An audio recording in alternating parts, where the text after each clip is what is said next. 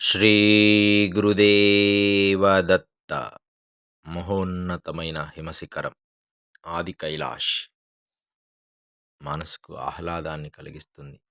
ఇదే గౌరీగుండ్ అమ్మవారు స్నానం చేస్తున్న ఒక నది.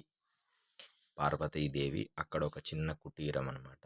గత కాలంలో ఈ కుటీరానికి దగ్గరగా మేము ఒక చిన్న కుటీరం ఏర్పరచుకొని సాధన చేయడం జరిగింది. ఇప్పుడు కొన్ని ఆంక్షలు విధానాలు అన్నీ మారాయి.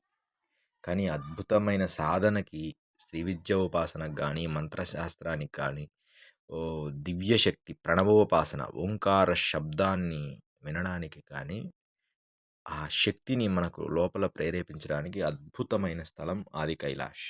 ఆది కైలాష్ గౌరీగుండ్ దగ్గర నుంచి కనిపిస్తున్న హిమాలయాల్లో అంతా కూడా ఆది కైలాష్.